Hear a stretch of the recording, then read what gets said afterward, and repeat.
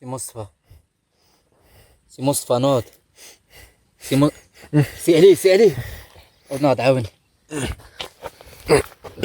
بسم الله. ايش؟ تخافش سي مصطفى. تخافش سي مصطفى. عاد بوك قصوا لك يديك. ها؟ انت بيتك جراح. تخافش. بالاخر تنفس. تخافش سي مصطفى. ربنا ما يرضاش بالضر. اكيد العدو الفرنسي راح يخلص العاده بيتها باذن الله. ان شاء الله. مفيد انت سلامات. الحمد لله. واحنا وين هذول؟ في جبل. امبارح كهربنا من الحبس، خسرت ياسر دم من يديه ودختي، هذيك تخبينا في جبل، ودرك كي نوطي سلامات الحمد لله. لازم نهرب، جبل ما عادش امن، فهمني يا اخي. ما هربت من الحبس بدنا نتخبى في الجبل. اها فهمت. لازم درك نبعدوا من عينيه، من بعد سهل الحال. فهمتيني سي مصطفى؟ تخبى لا، انا خرجت بان العدو الفرنسي لازم الاخر يعمل كيف يتعدم كيما نتعدمنا احنا. فهمني. يعني عن بالي حاب تلتحق بالمقاومة، وانا تانا حاب نلتحق بالمقاومة، وسعليت انا حاب يلتحق بالمقاومة، اي جزائري حر حاب يلتحق بالمقاومة. اما درك لازم نبعدوا على عينين، لازم نتاكدوا بلي العساكر الفرنسيه مش قد تبع فينا. هروبنا اليوم راح يفيدنا سياسه، اهمها المقاومه. لازم نخمو بالعقل ماشي بالقلب، فهمني؟ هاي مشينا هاي.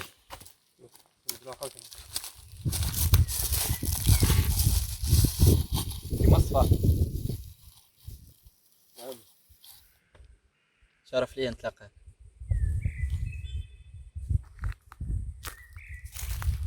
هاي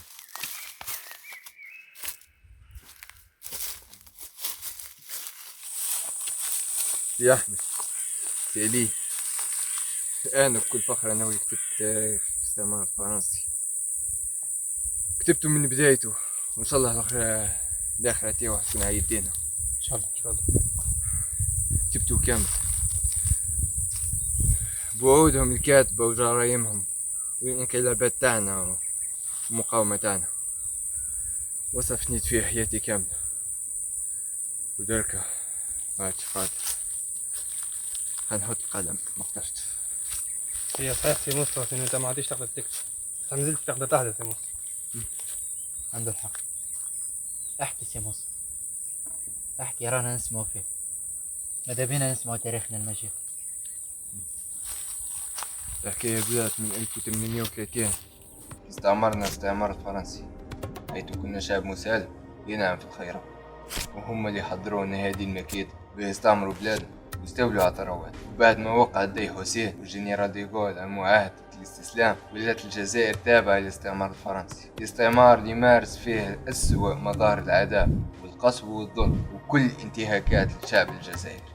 هذيك ظهرت بمقاومات باش تدافع عن الظلم، مثل مقاومة الأمير عبد القادر اللي قاد مقاومة شرسة ضد الفرنسيين من 1832 حتى 1847، وقدر يوحد القبائل ويأسس دولة مستقلة في الغرب الجزائري، وحتى أسس جيش منظم مدرب للدفاع عن الأرض الجزائرية، وقام ببناء حصون وقلاع لمواجهة الفرنسيين، وحقق انتصارات كبيرة في العديد من المعارك ضد الفرنسيين، مثل معركة المقطع في عام 1835 ومعركة سيدي إبراهيم في عام 1837. هذا الشيء خلى الفرنسيين يعملوا له ألف حساب، وبين للعالم كامل قوة مقاومة الشعب الجزائري، ومن مقاومة الأمير عبد القادر لمقاومة الشيخ بوعمامة في أواخر القرن التاسع عشر، حيث اندلعت ثورة أخرى بقيادة أولاد سيدي الشيخ في جنوب الجزائر. نجح الشيخ بوعمامة في توحيد القبائل الصحراوية تحت رايته، مما جعلها حركة مقاومة قوية وفعالة. وبعد مقاومات كثيرة للشعب الجزائري، أتت فرنسا إلينا بصفقة كانت بالنسبة لنا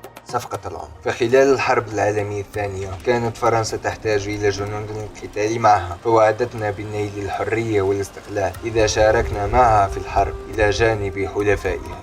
استجاب الجزائريون لهذه الوعود، لكن بعد انتهاء الحرب نكثت فرنسا بوعودها واستمرت في قمع الشعب واستغلاله.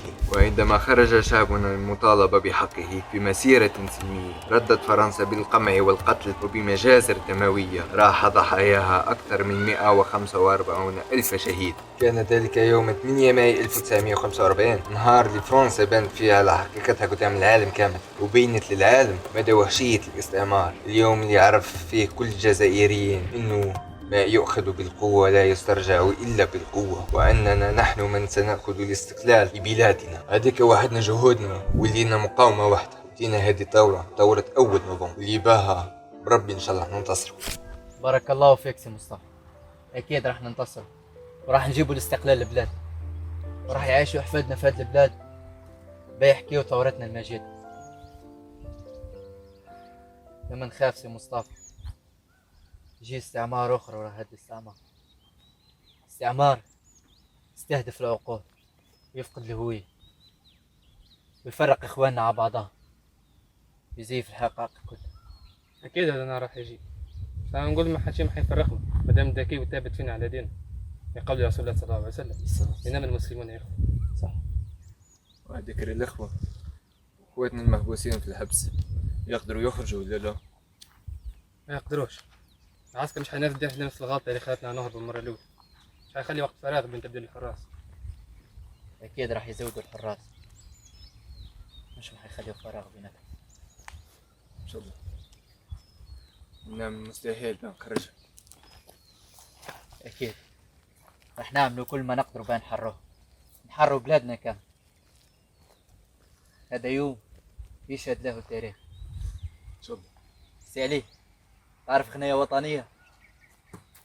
غنية شعبية قديم تبدأ كيما بين جبالنا تراعى صوت الأحرار ينادينا للاستقلال، ينادينا للاستقلال، الاستقلال وطننا يا بلادي يا بلادي، أنا لا أهوى سواك.